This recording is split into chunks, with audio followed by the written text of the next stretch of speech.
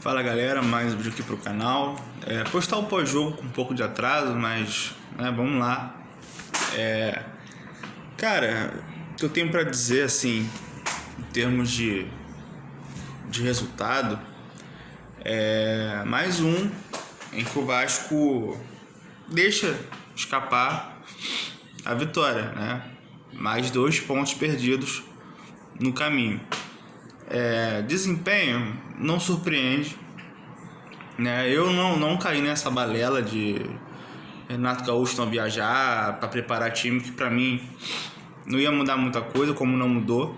E vou falar aqui que eu acho um absurdo ele não viajar, tá? Acho ridículo. Espero que não aconteça mais. O Pedrinho tem autonomia para obrigá-lo a viajar na Sul-Americana. Tá bom? É o emprego dele, é o trabalho dele, ganha muito bem para isso.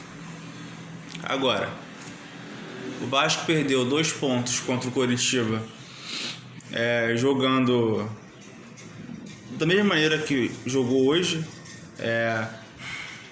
fazendo 1-0, depois baixando as linhas, não tendo válvulas de escape, e mais uma vez o Renato Gaúcho mexendo mal.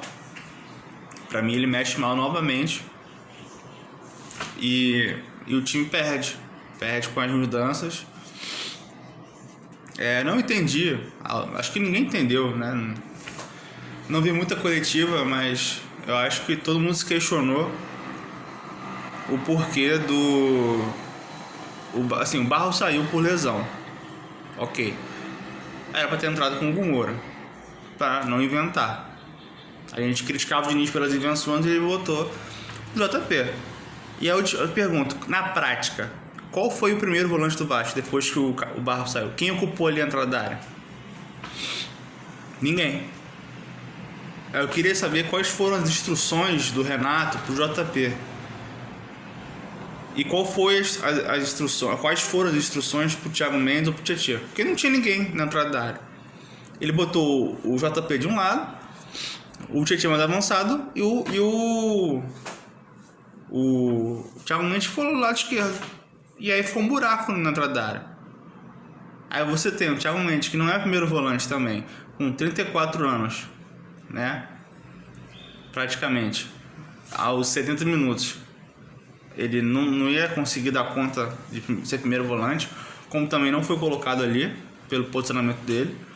O JP é um segundo volante, quase meia, né? Ele chegou a jogar como um 10 na base do Sub-20. Só que ele é um cara que ele tem que ser segundo volante e acabou. Não é muito dele de marcar. Ou então um terceiro volante ali no esquema com 3 volantes e um meia, né? No lugar do Tietchan, por exemplo. E ficou o Tietchan mais avançado, que eu também não entendi, porque ele não botou o JP para jogar mais avançado, mais à frente, e o Tietchan mais recuado. Porque assim, ele tirou... chegou o momento que ele tira o Rojas. E aí, ok, tirou o Rojas. Mas aí ele não bota o meia, ele não bota o Nuno, ele não bota o Adson. Que eu não entendi, eu não entendo porque o Adson joga. Porque assim, ele pôs na expectativa do cara de lesão 2 vezes, operar de novo. E agora o cara tá inteiro fisicamente, o cara quase não entra mais.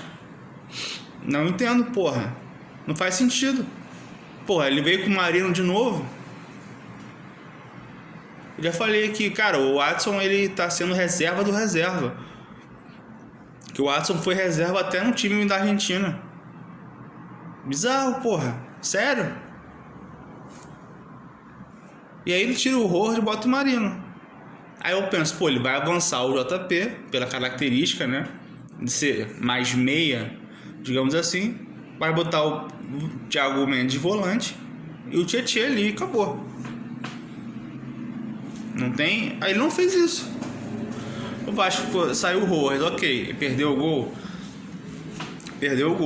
mas ele é um meia que se movimenta. O Vasco não parou de ter esse jogador ali, que dava opção de finalizar fora da área, né, de dinamismo. O Nuno nem sequer foi cogitado. Acho que o Renato tá de saco cheio do Nuno também. Mas aí eu pergunto, o Adson tá ali fazendo o quê? E a base? Sim, o Zucarello pode ter entrado. O João Vitor não entra mais também? Vocês acham o quê? Que o Adson não merece chance baseado em quê? Ele tá pior que o Marino treinando? Porque o Marino não acerta um drible, não acerta nada. Ah, mas o Adson perdeu o gol contra a Argentina. Tá, e o Marino fez o que até agora? O que o Nestroza fez? Não adianta você botar o Adson jogando para jogar 10 minutos contra o Barraca Central. Ah, e perdeu o gol, pronto, já não serve. Aí acabou. Aí o Nuno, que teve 500 chances, até com o Diniz, não rende nem com o Renato.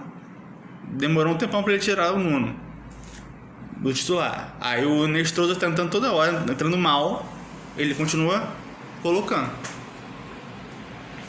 Então, os jogadores têm culpa? Claro que tem culpa. Partida péssima do Saldívia. Não estou passando pano, né? Partida ruim de alguns jogadores. JP entrou mal também. Cuiabano mal novamente, sabe? Então assim, a gente depende hoje de lapsos, de lampejos do André Gomes. A bola é pra ele e, irmão, se vira você aí. Porque do outro lado não tem. O que me faltou, o que me pegou no jogo de ontem é que assim, o lado esquerdo do Vasco é muito forte. Só que assim, tá um pouco manjado. Os times já estão, né? Porque assim, eles estão dobrando a marcação do André Gomes. Então assim, se dobra a marcação, vai sobrar alguém. Aí o que acontece? O lateral, o Cuiabano, faz a ultrapassagem, né? Ou alguém que estiver por ali. Porque se tem 2 e 1, vai sobrar alguém. Como quase saiu gol assim. O André Gomes pegou uma bola na ponta esquerda, dobraram a marcação nele e o Tietê infiltrou ali e cruzou pro Cuiabano. E tá acontecendo direto isso, não foi só no jogo de ontem. Contra o Botafogo dobraram a marcação também. Então, se tá fechada a marcação, vai sobrar alguém. É só chegar pro Dragão e falar: olha só, nem toda jogada tu vai conseguir partir pra cima, porque não tá 2 em cima de você. Levanta um pouco a cabeça e toca essa bola para trás. Ou toca, né? Espera alguém passar.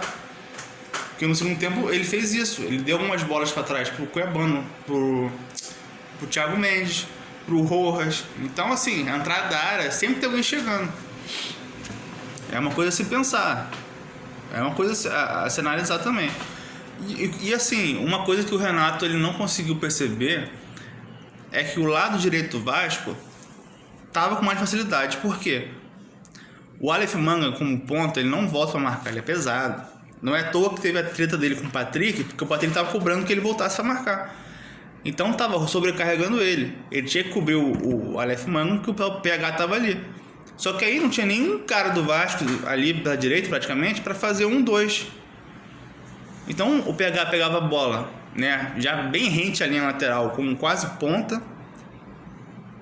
E aí na hora de aproximar alguém para fazer uma tabela, não tinha, né, para gerar jogo ali. Porque para mim o lado direito tava bem escancarado. E o Vasco, assim, não conseguia fazer nem aquelas inversões típicas, né, de se jogar para um lado, tipo, cai ali o Rojas, o Cuiabano e o André Gomes. Aí você sai jogando por ali e tal, aí inverte aquela bola totalmente pro PH. O PH fica mano a mano pro lateral deles. Quase não teve isso. E era um lado que o Vasco deveria ter explorado mais. Mas o Vasco praticamente joga só pelo lado esquerdo, por causa do Gomes. Entendeu? O Vasco começou bem o primeiro tempo e o segundo tempo. A questão é o seguinte: as chances que o Vasco criou, né, de gol, de perigo, foram construídas. As chances que o Remo conseguiu ameaçar o Vasco foram em passes errados do Vasco. Foram passes errados do Saldívia, né, e uma inversão de bola do Thiago Mendes. O Remo estava jogando um erro do Vasco. Agora, o Saldívia errou muito, né? Porra, mas vocês repararam que muitas vezes ele não tinha opção de passe. Ele olhava e voltava a bola pro goleiro. Eu queria saber quantas vezes o Léo Jardim pegou na bola no primeiro tempo, com o pé, por recuo dos zagueiros, porque não tinha opção. Muita, né? E assim, parece que o Vasco só consegue sair jogando se for uma saída de 3. Se o Barros não descer ali, ou o Hugo Moura, alguém que seja, não tem jogo. porque por dentro esse passe não encaixa. Então, assim, era bola pro Barros, bola Robert Hernan, Cuiabano, Andrés Gomes bem espetado. Ou então volta do Robert Hernan pro Barros, Saldívia, né? Aí abre o jogo. Por dentro não tinha jogo, não tinha uma aproximação dos volantes, dos meias.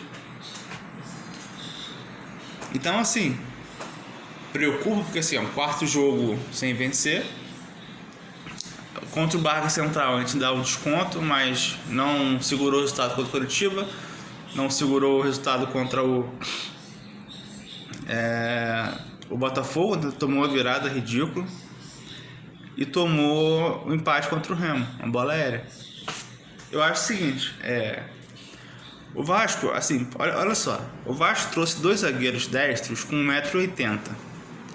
Os 2 zagueiros altos são canhotos. Então o Vasco nunca vai ter, assim, não por mim, porque eu não ligo de ter 2 zagueiros canhotos, mas o Vasco não vai ter uma zaga com 2 zagueiros altos, porque os zagueiros altos são canhotos e eles querem jogar um canhoto e um destro. Só que o destro é o Saldívia, que tem 1,80 m. Na bola aérea, por mais que ele se posicione bem, se ele pegar um cara de 1,90 m, isso faz diferença, pô. É a altura. Entendeu? O Cuesta, a mesma coisa. Então, assim, se você não tiver colado com o centroavante, com o atacante, vai ser difícil. E a gente não tem nenhuma opção para botar ali. Assim, que eu digo assim, repito, o Lucas Freitas para mim é um zagueiro ok, mas é um zagueiro canhoto. Entendeu? Então não dá pra gente colocar também tudo na conta dele, achar que vai resolver e não vai resolver. Então não contratou outro zagueiro, ou a princípio não vai contratar, tá? E vai ser isso aí até a janela, a não ser que jogue com 3 zagueiros, né? Dependendo. Até acho que lá contra o Corinthians fora, ou o Flamengo, vai botar 3 zagueiros. Não duvido nada. Não que vai resolver, mas não duvido. Então você vem falar aqui, a gente tem que trazer um zagueiro destro, alto, né, que possa jogar pelos 2 lados também, preferência. Um camisa 5, um camisa 10, mais um centroavante, porque não dá. Pô, o Vasco quando o Vasco mexe, entra Brenner, entra JP, fora de posição, tá? Perde ali também um primeiro volante, né? E entra o Marino, aí o Vasco não produz nada, porque o Marino não produz nada, o Brenner não agrega em nada como 9, e aí o Vasco não tem outra opção. Eu teria entrado até com o Spinelli antes. Aí quando toma o gol, ele resolve botar o time pra mais, bota o Spinelli pra jogar junto com o Brenner. Pô, aos 40 minutos que abriu o time, quando tava ganhando, você não conseguiu segurar o resultado, fazendo a opção básica de botar um volante por outro de marcação. Eu queria entender por que ele não entrou com o Hugo Moura. Ele falou tanto dos jogadores colombianos, de adaptação, e o Watson não entra. Que ali era o momento assim, que o Watson é um meia atacante, é um meia que joga aberto, que vai, segura a bola, conduz, constrói.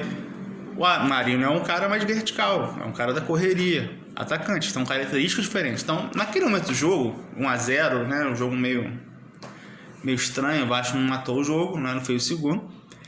Então, era melhor ter botado o Watson para segurar mais a bola. Ele não fez isso. Poderia ter botado o Spinelli para segurar a bola na frente, para fazer uma parede, né, para esperar o pessoal sair de trás. Também não fez. Então, assim, é 50-50, meu amigo. Os jogadores são responsáveis? São. E o Renato tem a parte dele. Contra o Audax agora, terça-feira, me bota um misto. Mas pra mim tem que ter os jogadores titulares no banco, para ter opção. Porque se não ganha do Audax dentro de casa, né, mais um jogo sem ganhar esse Januário, aí a pressão vai aumentar. Porque aí sábado contra o São Paulo em casa, vai ficar estranho. Então é bom que ganhe terça-feira. Pensando, não falando, tô pensando no Sul-Americano, classificação, né? Não só isso, mas pensando no brasileiro, na pressão que eles podem ter contra o São Paulo. Tá bom? Pessoal, é isso aí, obrigado aí, se inscrevam, tá? Sigam a página no Instagram também.